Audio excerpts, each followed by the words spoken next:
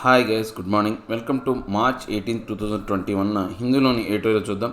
ఈ వీడియోలోకి వెళ్ళబోయే ముందు ఈ వీడియోని మీరు చివరి వరకు చూడండి. నచ్చితే లైక్ చేయండి, షేర్ చేయండి. మీరు ఏదైనా చెప్పాలి అనుకుంటే కింద కామెంట్ రూపంలో తెలియజేయండి. ఇంకా సబ్స్క్రైబ్ అవ్వడం ఎవరైనా ఉంటే సబ్స్క్రైబ్ అవ్వండి. దీంతో పాటు నేను డిస్క్రిప్షన్లో టెలిగ్రామ్ ఛానల్ అనేది ఇస్తున్నానండి. ఎవరికైనా ఇంట్రెస్ట్ ఉండి జాయిన్ అయితే కనుక మీకు ముందే హిందీ పేపర్ కావచ్చు, లేకపోతే వొకాబులరీ వర్డ్స్ అనేవి మీకు ముందే అంతే అనమాట. ఇక ఫస్ట్ ఆర్టికల్ వచ్చేసి ఎల్ఐయింగ్ కన్సర్న్స్ అంటే ఆందోళన. ఎల్ఐయింగ్ అంటే తొలగించడం. ఆందోళన తొలగించాలి, ఏదైనా ఆందోళన తొలగించాలి. ఇది జరుగుతుందేమో, లేకపోతే భయం ఆందోళన అన్నా భయం అన్న ఏమైనా ప్రమాదం జరుగుతుందేమనే భయం అనేది ఉంటే కనుక వాళ్ళకి నమ్మకాన్ని కలిగించాలి. సో ఇది దేనికి సంబంధించిన ఆర్టికల్ అంటే వ్యాక్సిన్ డిస్ట్రిబ్యూషన్ సంబంధించిన ఆర్టికల్. వ్యాక్సిన్లో ఆందోళనను తొలగించాలి అంటే ఏం చేయాలి అంటే వ్యాక్సిన్ యొక్క ప్రభావం, దాని యొక్క విధానం అనేది ఎలా ఉంది, దాని యొక్క సామర్థ్యం అనేది ఎలా ఉంది అనే దాని గురించి ప్రజలకు బట్టబయలు చేసినప్పుడు మాత్రమే ఈ ఆందోళన అనేవి తొలగిపోతాయి అన్నమాట. Public trust is a key ingredient to successful vaccination programme. అంటే ప్రజల యొక్క నమ్మకం ఎప్పుడైతే ఉంటుందో అది ముఖ్యమైనటువంటి ప్రాధాన్యత కలిగినటువంటి ఇంగ్రీడియంట్ అనమాట, అంశం అనమాట. సో దేనికోసం వ్యాక్సిన్ అనేది సక్సెస్ఫుల్ ప్రోగ్రామ్ అంటే వ్యాక్సినేషన్ ప్రోగ్రామ్ అనేది అందరికీ టీకాలు వేయాలనేది సక్సెస్ఫుల్గా విజయవంతంగా అవ్వాలి అంటే కనుక ప్రతి ఒక్కళ్ళ ప్రజల యొక్క నమ్మకాన్ని సంపాదించుకోవాలి అని చెప్పే ఆర్టికల్ అనమాట. A little over 392 million doses of vaccine have been administered globally according to the Bloomberg vaccine tracker, with India accounting for around 9% of them. So ఇప్పుడు ఈ లిటిల్ అంటే ఒక దగ్గర ఏంటంటే 192 మిలియన్ డోసెస్ కన్నా కొంత ఎక్కువ మొత్తంలోనే డోసెస్ అనేవి ఇచ్చారనమాట ప్రపంచవ్యాప్తంగా ఈ యొక్క కోవిడ్-19 సంబంధించినటువంటి వ్యాక్సిన్స్. సో ఈ యొక్క అంశం అనేది అంటే ఇన్ని వ్యాక్సిన్లు అనేది ఇచ్చారని ఎవరు చెప్పారంటే బ్లూంబర్గ్ వ్యాక్సిన్ ట్రాకర్ అనే ఒక సంస్థ అనేది చెప్పిందనమాట. దీంట్లో ఈ యొక్క మన భారతదేశం యొక్క షేర్ ఎంత, దాని యొక్క భాగం ఎంత అంటే 9%. గ్లోబల్గా మొత్తం 100%లో 9% వ్యాక్సిన్స్ అనేవి మన భారతదేశంలో ఇవ్వడం అనేది జరిగిందనమాట.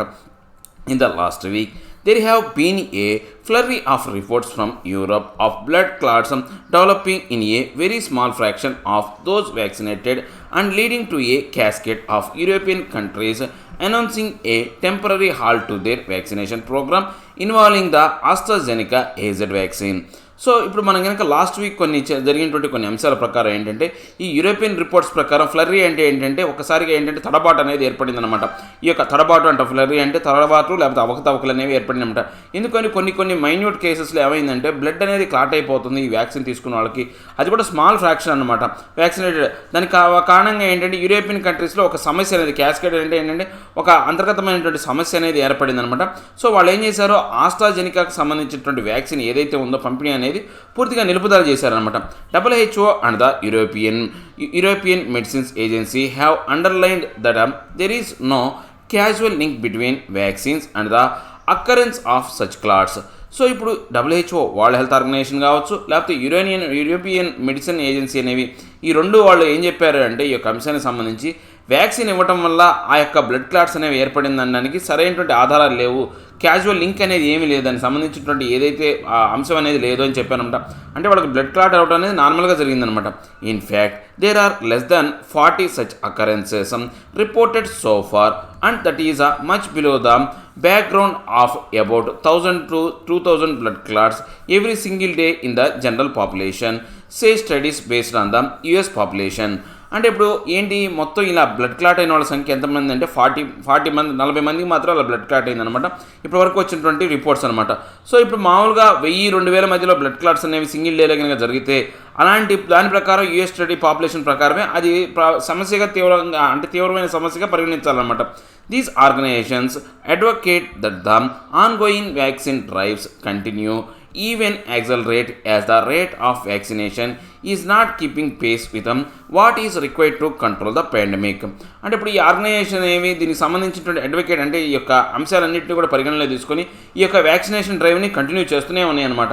సో వీటిని ఇంకా యాక్సిలేట్ అంటే వేగవంతం చేయాలి, ఈ వ్యాక్సిన్ తీసుకునే యొక్క సంఖ్య అనేది పెంచాలి. కానీ ఈ యొక్క వేగం అనేది పేస్ నాట్ కీపింగ్ పేస్ అంటే ఆ వేగాన్ని పెంచలేకపోతున్నారు అనమాట. ఎందుకని ఈ యొక్క పెండమిక్ కంట్రోల్ అనేది చేయడానికి పరిస్థితి ఉన్నప్పటికీ కూడా ఆ వేగాన్ని అనేది పెంచలేకపోతున్నారు అనమాట. However there are good reasons to for the countries to have called for a temporary halt. అంటే ఏది ఏమైనప్పటికీ కూడా ఈ దేశాలకి ఒక సరైనటువంటి కారణం ఉందన్నమాట. ఈ వ్యాక్సిన్ అనేది ఈ యొక్క వ్యాక్సిన్ వేగంగా పంపిణీ చేయడం కావచ్చు, లేకపోతే వ్యాక్సిన్ పంపిణీ చేయడానికి సంబంధించినటువంటి కొంత హాల్ట్ అనేది అంటే ఇప్పుడు నిలుపుదల చేయడం అనే దానికి కొన్ని కారణాలు అనేవి ఉన్నాయన్నమాట. ద ఏజెడ్ Pfizer and Moderna vaccines have been released under emergency use authorisation meaning that the entire profile of risk associated with them have not been thoroughly studied. So ఇప్పుడు ఈ యొక్క ఆస్ట్రాజెనికా ఏజెడ్ అనేది మనకైనా చూస్తే లేకపోతే ఫిజర్ కావచ్చు, Moderna vaccines అనేవి వీటన్నిటిని release చేసేటప్పుడు ఏమని చెప్పారంటే ఎమర్జెన్సీ యూజ్ అని చెప్పారనమాట. అంటే అత్యవసర సమయాల్లో వాడే ఒక టీకా లాగా దీనికి ఆథరైజేషన్ అనేది ఇచ్చారు.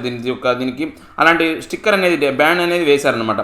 సో దీని కారణంగా ఏం జరిగింది అంటే రిస్క్ అనేవి ఉన్నప్పుడు మాత్రమే అంటే దీంట్లో ఏదో కొన్ని సమస్యలు అనేవి ఉన్నాయి అని చెప్పేసి స్టడీస్ అనేవి చెప్తూనే ఉన్నాయి. అంటే వాటిని మంచి మందు అయితే కనుక ఎమర్జెన్సీ యూజ్ కాదు, నార్మల్గా వాడు యూజ్ చేయొచ్చు అని చెప్పారు. ఎమర్జెన్సీ యూజ్ అంటే అత్యవసర పరిస్థితులు అంటే చావబోయే వాడికి ఇస్తారనమాట. చావబోయే ఎట్లాగో చచ్చిపోతాడు, ఒకవేళ ఈ మందు ఇచ్చాడు అనుకో బతికితే పోతాడు, లేదా చచ్చిపోతాడని ఇక ఎమర్జెన్సీ ఉంది కాబట్టి అంటే దీనికి సంబంధించినటువంటి ఈ యొక్క ఎఫికసీకి సరైనటువంటి ఈ యొక్క ఏదైతే ఉన్నాయో స్టడీస్ అనేవి ఇంతవరకు లేవన్నమాట. History is replete with instances of vaccine that have been taken off even years after approval after a slight increase in untoward complications. అంటే ఇప్పుడు మనకు చరిత్రలో కనుక చూసుకుంటే ఈ యొక్క చరిత్రలో కనపడినటువంటి రిప్లీట్ ఏవైతే అంశాలు మనకు ప్రదర్శించినటువంటి అంశాలు ఏవైతే ఉన్నాయో కొన్ని ఇన్స్టెన్సెస్ అంటే ఒక వ్యాక్సిన్ అనేది అప్రూవల్ చేసి ఇయర్స్ తర్వాత కూడా దానికి సంబంధించినటువంటి ఏవైతే ఉన్నాయో కాంప్లికేషన్స్ అనేవి రైజ్ అవుతున్నాయి అనమాట. అంటే అన్టువార్డ్స్ కాంప్లికేషన్స్ అనేవి మనం చూస్తూనే ఉంటాం అనమాట. So as now the risk of dying from serious COVID-19 far outweighs that from vaccine reactions, and it is such a calculation that weighs on the minds of regulators before approving vaccines. అంటే ఇప్పుడు ఇక్కడ పరిస్థితి ఎలా తయారైందంటే ఇప్పుడు ఈ యొక్క vaccine అంటే ఈ యొక్క COVID-19 వల్ల మరణాలు అనేవి సంభవిస్తున్నాయి. డయింగ్ అంటే సీరియస్గా ఎక్కువ మంది సంభవిస్తున్నారు అనమాట. ఆ యొక్క అవుట్వేస్ ఆ సంఖ్యను తగ్గించడం కోసం ఇప్పుడు ఏం చేస్తున్నారు, వ్యాక్సిన్ అనేవి కొంతవరకు రియాక్షన్ ఇచ్చినప్పటికి కూడా అంటే COVID-19తో పోల్చుకుంటే కనుక దీని మరణాలు అనేవి తక్కువగా ఉన్నాయి కాబట్టి ఆ యొక్క కంపారిటివ్గా చూసుకుంటే ఈ వ్యాక్సిన్ అనేవి తీసుకుంటున్నారు తప్పితే ఈ వ్యాక్సిన్ అనేవి అంత ఆమోదయోగ్యమైనవి లేకపోతే అంత మంచి అయితే కాదనమాట. అంటే COVID-19తో మరణించడం కన్నా ఈ వ్యాక్సిన్ తీసుకుంటే కొన్ని మరణాలు తగ్గుతాయి అనే ఉద్దేశంతో చేస్తున్నారు తప్పితే 100% ఇవి యాక్యురేట్ అని మాత్రం చెప్పలేము అనమాట. Unlike drugs administrate to the sick, vaccines have a higher bar of proving themselves safe as they are given to the healthy.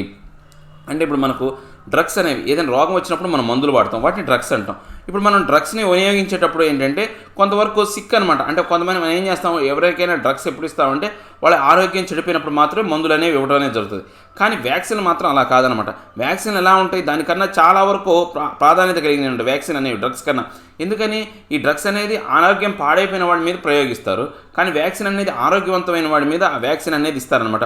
అంటే రోగాన బారిన పడకుండా ఉండటం కోసం ఒక హెల్తీ పర్సన్ మీద ఇస్తారు. సో దీనికి ఎక్కువ ప్రాధాన్యత. ఎందుకని ఆరోగ్యవంతుడిని చంపేయటం కన్నా అనారోగ్యవంతుడు చనిపోయినా బతికినా కానీ పెద్ద ఇష్యూ కాదు. ఎందుకంటే ఆల్రెడీ వాడు ట్రబుల్స్లో ఉన్నాడు. కానీ ట్రబుల్స్లో లేని వ్యక్తిని మళ్ళీ ట్రబుల్లో పడేయడం అనేది సమస్యాత్మకమైనటువంటి విషయం అనమాట. Regulators of all countries relay on the experiences of others as exemplified in India alone, where it was aged trials in the United Kingdom to pave the way for approval in India.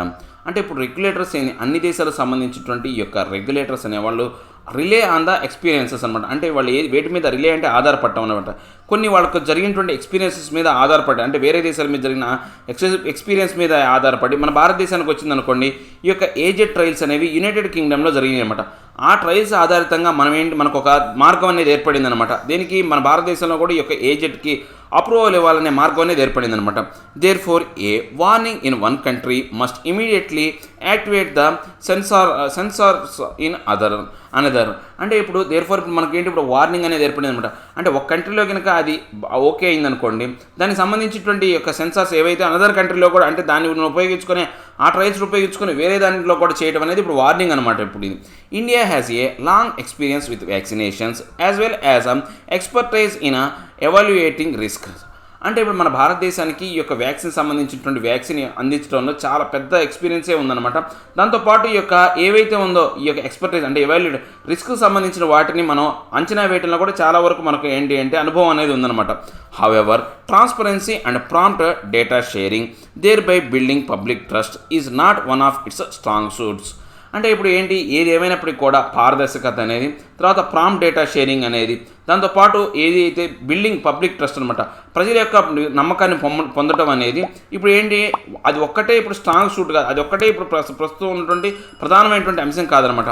This was evidence by the approval of vaccine in spite of scant efficiency data. అంటే దాంతోపాటు ఇంకా ఏంటి ఇప్పుడు మనకు evidence అనేది ఎలా ఉంది అంటే సరైనటువంటి ఈ యొక్క ఎఫికసీ డేటాకి సంబంధించినటువంటి కొరత, స్కాంట్ అంటే ఏంటి కొరత అనేది ఉన్నప్పటికీ కూడా వీళ్ళు అంటే వ్యాక్సిన్ అప్రూవ్ చేయడం అనేది మనకు ఇప్పుడు సమస్యాత్మకమైనటువంటి ఎవిడెన్స్గా తయారైందనమాట. There is almost no information by the national committee on adverse events following immunisation on the nature of serious adverse events following immunisation. So ఇప్పుడు మనకు చూస్తే కనుక అంటే ఏదైతే ఇన్ఫర్మేషన్ అనేది నేషనల్ కమిటీకి సంబంధించినటువంటి అడ్వర్స్ ఈవెంట్స్ కావచ్చు, తర్వాత ఇమ్యునైజేషన్ సంబంధించినటువంటి నేచర్ ఆఫ్ అంటే కొన్ని ఏవైతే ఇమ్యునైజేషన్ అంటే ఏంటి రోగనిరోధక శక్తికి సంబంధించినటువంటి కొన్ని ఏవైతే ఉన్నాయో సీరియస్ అంటే విరుద్ధ కలిగించే అంశాలు ఏవైతే ఉన్నాయో ఇమ్యునైజేషన్ ప్రోగ్రామ్ సంబంధించిన అంశాలన్నీ కూడా ఇప్పుడు పరిగణలోకి తీసుకోవాలన్నమాట. This is in contrast to the frequent analysis shared by organizations such as US Centers for Disease Control and Prevention on adverse events. So ఇప్పుడు ఈ యొక్క దీనికి విరుద్ధంగా మనం చెప్పాలి అంటే ఈ యొక్క మనం ఏంటంటే మనం ఫ్రీక్వెంట్ అనాలిసిస్ షేరింగ్ అనేది చేసుకుంటాం కొన్ని ఆర్గనైజేషన్స్ దగ్గర నుంచి ఏంటి యూఎస్ సెంటర్కి సంబంధించినటువంటి disease control and prevention and adverse events సంబంధించిన వాళ్ళ దగ్గర నుంచి మనము ఏం చేస్తున్నాము ఆ డేటా అనేది రిసీవ్ చేసుకుంటున్నాం అనమాట. అంటే ఆ డేటా అనేవి ఇంపార్టెంట్ కాదు, ప్రజల్లో నమ్మకాన్ని కలిగించడం అనేది ముఖ్యమైనటువంటి ఇంపార్టెంట్ అనమాట. Public trust is a key ingredient to successful vaccination programmes and this can be only earned by the government's zealous attention to allaying concerns. అంటే ఇప్పుడు ఏంటి ఇక్కడ ప్రజల యొక్క ఏదైతే నమ్మకాన్ని మనం అందుకొని ఆ ఇంగ్రీడియంట్స్ ఏదైతే ఉన్నాయో వాటికి కావాల్సిన అంటే వాళ్ళ యొక్క నమ్మకాన్ని పొందడానికి కావాల్సినటువంటి అంశాలు ఏవైతే ఉన్నాయో వాటన్నింటిని ఉపయోగించుకుని సక్సెస్ఫుల్ వ్యాక్సినేషన్ ప్రోగ్రామ్ అనేది, దాంతోపాటు ఏంటంటే గవర్నమెంట్ అనేది ఈ యొక్క అంటే జీలియస్ అంటే ఏంటంటే అత్యంత ఉత్సాహం కోరికతో ఏవైతే ఉన్నాయో అటెన్షన్స్ అనేవి పెట్టడం వల్ల అప్పుడే మనం ఈ యొక్క ఏవైతే ఉన్నాయో కన్సర్న్స్ ఆందోళన అనేవి తొలగించడానికి అవకాశం ఉంటుంది అని చెప్తున్నాను అనమాట. అంటే ఏం లేదండి ఇప్పుడు మనకు ఈ యొక్క ఆస్ట్రాజెనికాకి సంబంధించిన మందుని యూరోపియన్ కంట్రీస్లో కొన్ని చోట్ల బ్యాన్ చేశారు. ఎందుకు కారణం ఏంటంటే కొన్ని క్లాట్స్ అనేవి ఏర్పడుతున్నాయి. యూరోపియన్ డ్రగ్ కంట్రోల్ కావచ్చు లేకపోతే WHO అనేది ఆ క్లాట్లకి ఈ యొక్క వ్యాక్సిన్కి సంబంధం లేదని చెప్పారనమాట. కానీ ఇప్పుడు పరిస్థితి అనేది ఎలా ఉంది అంటే ఒక దేశంలో ఆమోదించబడిన మందుని ఎటువంటి యొక్క అంటే నిర్ధారిత లేకుండా ఎటువంటి యొక్క అంటే అదే మందుని పక్క దేశంలో కూడా ఆమోదింపజేస్తున్నారు అనమాట. ఎందుకని అంటే ఇప్పుడు ఒక దేశంలో ఉన్నటువంటి జాతి ఆ రేసిజం అంటే వాళ్ళ యొక్క జెనెటిక్స్ అనేవి మార్పు ఉంటాయి. ఈ దేశానికి సంబంధించినటువంటి జెనెటిక్స్ అనేవి వేరే దేశంలో ఉన్నటువంటి పౌరుల యొక్క జెనెటిక్స్ అనేవి వేరువేరుగా ఉంటాయి అనమాట. దాంతోపాటు క్లైమేటిక్ కండిషన్స్ ఇవన్నీ కూడా మనం దృష్టిలో పెట్టుకుంటే కనుక ఒక దేశంలో యాక్సెప్ట్ అయినటువంటి మందు అంటే సక్సెస్ అయినటువంటి మందు వేరే దేశంలో కూడా సక్సెస్ అవ్వాలనేటువంటి రూల్ అయితే లేదనమాట. సో అలాంటి రూల్ లేవు కాబట్టి సో అలా కాకుండా సరైనటువంటి ఈ యొక్క డేటా అనేది తీసుకోవాలి. వాళ్ళ యొక్క డేటాను ఉపయోగించి మనం చేయడం కాకుండా మన మీద కూడా మన దేశంలో కూడా అలాంటి ప్రయోగాలు జరిపి చెయ్యాలి అని చెప్తున్నారు అనమాట. ఇక నెక్స్ట్ ఆర్టికల్ వచ్చేసి ఇమిగ్రేషన్ కనండ్రమ్. అంటే ఇమిగ్రేషన్ కనండ్రమ్ అంటే ఇమిగ్రేషన్ అంటే ఒక వలస అండి. ఒక చోట నుంచి మనం ఒక వేరే దేశానికి వెళ్ళామనుకోండి, అక్కడ ఇమిగ్రేషన్ ఆ వలస కోసం అంటే ఇమిగ్రేట్ అయ్యామంటాం, వలసవాదులు అంటాం, ఆ ఇమిగ్రేషన్ ప్రాసెస్ అనమాట. సో ఇప్పుడు ఇమిగ్రేషన్లో తిమ్మకం పెట్టే అంశాలు అనమాట. ఇది యాక్చువల్గా యూఎస్కి సంబంధించినటువంటి ఆర్టికల్ అనమాట. ఇమిగ్రేషన్ పాలసీస్ యూఎస్కి సంబంధించినటువంటి ఇమిగ్రేషన్ పాలసీకి సంబంధించిన ఆర్టికల్ అనమాట. The American dream is struggling to remain a vision premised on diversity and migration. అంటే ఇప్పుడు ఈ యొక్క అమెరికాకు వెళ్ళాలనే డ్రీమ్ అనేది కోరిక అనేది చాలామందికి ఉంటుంది అనమాట. ఆ కోరిక అనేది ఇప్పటికీ కూడా స్ట్రగులింగ్ అనమాట, ఏదైతే సమస్యలతోనే నిండిపోయి ఉందన్నమాట. ఏంటి ఈ యొక్క ప్రిమైజ్డ్ అంటే ఏంటి అంటే ఆధారిత ప్రతిపాదన అనమాట. ఈ యొక్క ఆధారిత ప్రతిపాదన అనేది అంటే ఆ డైవర్సిటీ మైగ్రేషన్ సంబంధించినటువంటి దేశంలో ఇప్పటికీ కూడా ఆ అంశం అనేది స్ట్రగుల్ అవుతూనే సమస్యాత్మకంగానే ఉంది అని చెప్తున్నాను అనమాట. అంటే ఈ యొక్క ట్రంప్ సమయంలో ఏమైంది అంటే ఇమిగ్రేషన్ మీద చాలా ఆంక్షలు అనేవి ఉన్నాయన్నమాట. ఇప్పుడు ఈ యొక్క జో బైడెన్ వచ్చినప్పటికీ కూడా పరిస్థితులు అనేవి పెద్దగా ఏం మారలేదు అని చెప్పి ఆర్టికల్ అనమాట. It is unlikely that President Joe Biden ever imagined that it would be a cakewalk to undo some of the most damaging policies implemented by his predecessor Donald Trump, but even he might not have anticipated how quickly the thorny cushions of immigration reform could spiral into a full-blown crisis. అంటే ఇప్పుడు ఈ యొక్క Jio Biden అంటే కొత్తగా ప్రెసిడెంట్గా elect అయినటువంటి ఈ యొక్క అంటే ప్రెసిడెంట్ అయినటువంటి జియో బిడెన్ కూడా ఆయన ఎప్పుడు కూడా ఉద్దేశించలేదన్నమాట. అంటే ఈ యొక్క డొనాల్డ్ ట్రంప్ సమయంలో ఆయన తీసుకున్నటువంటి కొన్ని పాలసీస్ కావచ్చు, డ్యామేజింగ్ పాలసీస్ కావచ్చు, ఏవైనా కానీ అతని ముందున్నటువంటి డొనాల్డ్ ట్రంప్ తీసుకున్న వాటి నుంచి బయటపడటం అనేది అంత కేక్ వాక్ లాంటిది ఏం కాదు, చాలా కష్టాలతో కూడుకుందని చెప్పేసి ఆయన అనుకున్నాడు అనమాట. కేక్ వాక్ అనేది ఎప్పుడుగా ఆయన భావించలేదన్నమాట. కానీ ఇప్పుడు ఏంటంటే ఈ యొక్క యాంటిసిపేట్ అంటే ముందుగా ప్రతిపాదించడం లేకపోతే ఊహించడం అనమాట. వీటిని ఏవైతే ఉన్నాయో ఈ యొక్క ఇమిగ్రేషన్ రిఫార్మ్స్ నుంచి తొందరగా బయటపడాలనుకున్నారు. కానీ అంటే కొన్ని క్వశ్చన్స్ అనేవి ఉన్నాయి, వాటిలో నుంచి ఈ యొక్క ఫుల్ బ్లోన్ క్రైసిస్ అనమాట. ఆ ఫుల్ బ్లోన్ ఒక్కసారిగా ఎక్కువగా ఏర్పడినటువంటి యొక్క సంక్షోభం నుంచి బయటపడాలనుకున్నారు కానీ అంత ఈజీగా బయటపడే పరిస్థితులు అయితే లేవన్నమాట. In recent weeks an unprecedented surge of unaccompanied minors at the US southern border has pushed the need for comprehensive reform front and center. అంటే ఇప్పుడు మనకు ఈ రీసెంట్ వీక్స్లో ఏంటంటే ఎప్పుడు సంభవించని విధంగా ఒక ఉప్పెనలాగా పరిస్థితి అనేవి ఏర్పడింది అనమాట. అంటే ఏంటి ఈ యొక్క అన్అకంపైన్డ్ అనమాట. అంటే ఏది మనకుతో పాటు అకంపైన్డ్ అంటే మనతో పాటు తోడు పెట్టుకెళ్ళటం, అంటే వెంటనే తీసుకెళ్ళటం. అలా వెంట తీసుకెళ్లకుండా కొంతమంది మైనర్స్ని అక్కడ వదిలేశారనమాట యుఎస్ సౌదర్న్ బోర్డర్ సంబంధించినటువంటి. సో ఇప్పుడు దానికి సంబంధించిన సమస్యకి ఏదైతే ఉందో సమగ్రమైనటువంటి కాంప్రహెన్సివ్ అంటే ఏంటంటే సమగ్రమైనటువంటి ఈ యొక్క రీఫార్మ్ మార్పులు తీసుకురావాలా, ఆ ఫ్రంట్లో కావచ్చు సెంటర్లో కావచ్చు పూర్తిగా మార్పులు తీసుకురావాల్సిన పరిస్థితి అనేది ఏర్పడింది అనమాట. అక్కడ మైనర్స్ అనేవాళ్ళు కొంతమంది ఉన్నారనమాట. The sudden spike in their numbers in US custody over 4,000 according to reports is already veering federal resources thin. అంటే ఇప్పుడు ఏమైంది, ఇప్పుడు అక్కడ సడన్గా ఏంటంటే ఒక్కసారిగా ఆ సంఖ్య అనేది పెరిగిపోయిందనమాట. దగ్గర 4,000 మంది అక్కడ ఏంటంటే రిపోర్ట్స్ చెప్పిన లెక్కల ప్రకారం ఏంటంటే అక్కడ 4,000 మంది యుఎస్ కస్టడీలో ఉన్నారనమాట. ఒక్కసారిగా ఇంత సంఖ్య పెరగడం అనేది ఈ యొక్క ఫెడరల్కి సంబంధించినటువంటి సమాఖ్య వ్యవస్థలో ఉన్నటువంటి కొన్ని వనరులు ఏవైతే ఉన్నాయో ఆ వనరులు ఏంటంటే పూర్తిగా తగ్గించేసినమాట, తిన్నమాట. అంటే ఏంటి, అక్కడ ఉన్నటువంటి వనరులు అనేవి ఆ 4,000 మందికి సరిపోయేంత లేవన్నమాట.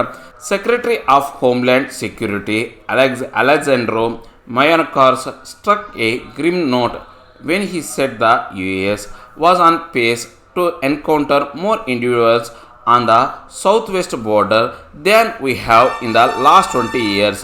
అంటే ఇప్పుడు ఈ యొక్క సెక్రటరీ ఆఫ్ హోమ్ల్యాండ్ సెక్యూరిటీకి సంబంధించినటువంటి అలెగ్జాండ్రో మయాకర్స్ అనే అతను ఒక గ్రిమ్ అనేది అంటే ఒక సమస్యాత్మకమైనటువంటి ఒక అంశం అనేది ప్రస్తావించాడు అనమాట. ఇక్కడ యుఎస్లో ప్రస్తుతం జరుగుతున్నటువంటి ఈ యొక్క ఎన్కౌంటర్ ఏదైతే ఉందో ఇండివిజువల్ ఎన్కౌంటర్ అనేది మేము సౌత్ వెస్ట్ బార్డర్లో గడిచిన 20 సంవత్సరాల్లో ఎప్పుడూ జరగనంత ఇండివిజువల్స్ని ఎక్కువ మంది ఎన్కౌంటర్ చేశాము అని చెప్పేసి అంశాన్ని ఆయన చెప్పాడనమాట. Complicating the entire exercise is the COVID-19 pandemic which has made it impossible to take down a Trump-era emergency rule that gives some border agents the authority to summarily turn away most migrants other than unaccompanied minors, denying them the right to have their asylum claims heard. అంటే ఇప్పుడు ఏదైతే ఉందో ఇక్కడ ఉన్నటువంటి అంశాన్ని ఇంకా తీవ్రతరం చేస్తూ కాంప్లికేటింగ్ చేస్తూ సమస్యాత్మకంగా తయారు చేస్తూ ఈ యొక్క ఎంటైర్ ఎక్సర్సైజ్ అనేది మనం కనుక చూసుకుంటే ముఖ్యంగా దీన్ని ఇంకా తీవ్రతరం చేసిన అంశం ఏంటంటే COVID-19 పెండమిక్ అనమాట. సో ఇప్పుడు ఈ యొక్క COVID-19 పెండమిక్ టైం అనేది ఇప్పుడు ట్రంప్ పరిపాలనా కాలంలో ఏం జరిగిందంటే ఈ యొక్క ఈ సిచ్యువేషన్ ఏంటంటే ఈయన యొక్క పరిస్థితే కాకుండా ట్రంప్ యొక్క పరిపాలన విధానమే కాకుండా ఈ COVID-19 అనేది ఇంకా ఈ యొక్క ఎమర్జెన్సీ రూల్కి సంబంధించి ఈ యొక్క బోర్డర్ ఏజెంట్స్ అథారిటీకి సంబంధించినటువంటి అంశాలు అనే వాటిని ఇంకా కష్టతరం చేసిందనమాట. సో మైగ్రెంట్స్ అనే వాళ్ళని రానివ్వకుండా దాంతోపాటు అక్కడ ఏం చేశారు, ఆ మైనర్స్ అనే వాళ్ళకి అక్కడ అకంపైన్ వాళ్ళకి కొంత అన్అకంపైన్ అనమాట. వాళ్ళకి అక్కడ అకంపైన్మెంట్ అంటే ఏంటి, వాళ్ళకి కొంత ఆశ్రయం కలిగించడం. అక్కడ మైనర్స్ అనే వాళ్ళకి నిరాశ్రయం కలిగించారనమాట. దాంతోపాటు వాళ్ళ హక్కులు అనేవి ఏవైతే ఉన్నాయో వాటన్నిటిని కూడా పక్కకు పడేశారు. ఆ హక్కులు అనేవి పట్టించుకోకుండా పక్కన పడేశారు అనమాట. దాంతోపాటు వాళ్ళకు ఈ యొక్క అసిలం అంటే ఏంటంటే ఆశ్రయం కలిగించే అంశాలు అనే వాటిని కూడా తోసిపుచ్చారనమాట. వాళ్ళకి ఆశ్రయం కలిగించకుండా వాళ్ళని అలా వదిలేశారనమాట. In a sense the monitoring crisis is related to a swinging migration reform proposal unveiled by Mr. Biden's administration a month ago, as well as smaller bills that the Democrat-controlled Congress could pass with less resistance, including measures to quicken the process for grant of illegal status to agricultural workers and dreamers are undocumented migrants who entered the US as children. So ఇప్పుడు ఈ యొక్క sense ప్రకారం మనం చూసుకుంటే ఈ యొక్క ఏదైతే mounting crisis అంటే ఈ యొక్క ఎక్కువ స్థాయిలో అంటే ఒక్కసారిగా పైకి ఎగిరిపోయినటువంటి ఈ యొక్క ఏవైతే ఉన్నాయో ఈ యొక్క సంక్షోభం అనేది దేనికి సంబంధించిందంటే ఇమిగ్రేషన్ రీఫార్మ్స్ అనేవి తీసుకొచ్చారు ట్రంప్ టైంలో.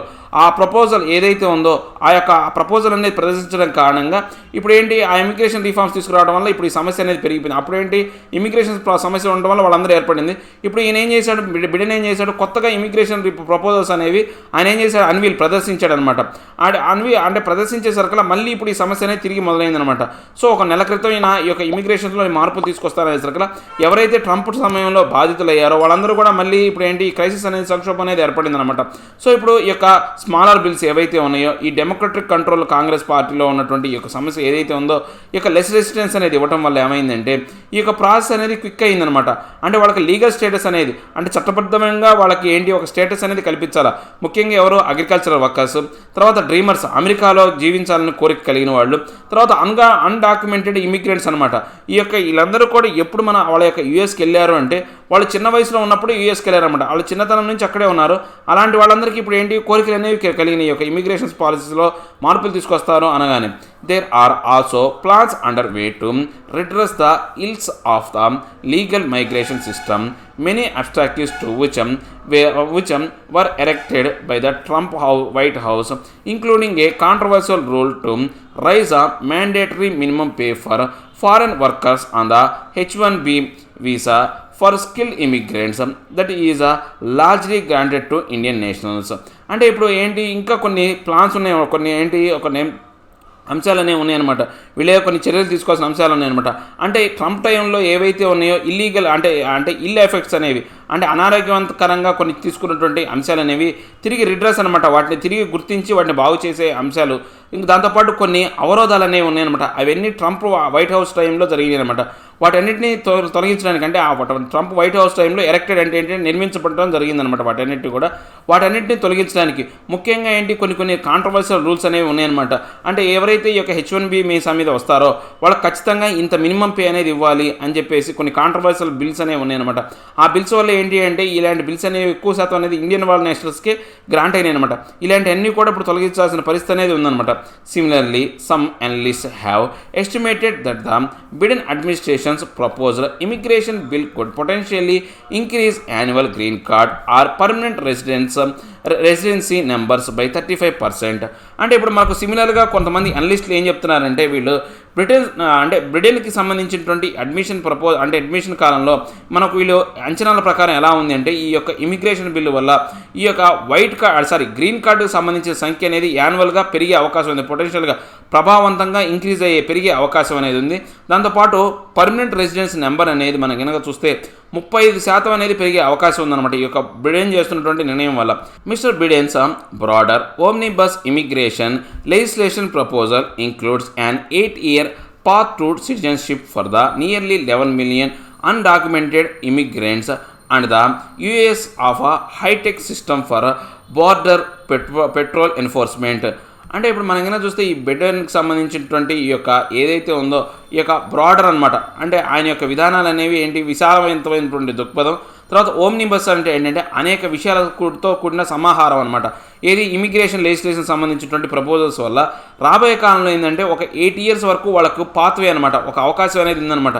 వాళ్ళకి ఎవరికి సిటిజన్స్ అనేవి ఇవ్వాలి, ఎవరికి దగ్గర 11 million పీపుల్ అనేవాళ్ళు అన్డాక్యుమెంటెడ్ పీపుల్ ఇమిగ్రెంట్స్ ఎవరైతే ఉన్నారో వాళ్ళకి ఒక 8 సంవత్సరాలు అక్కడ నివసించే అవకాశం అనేది ఉంటుందన్నమాట. సో దీంతోపాటు ఈ యొక్క హైటెక్ సిస్టమ్ అనమాట.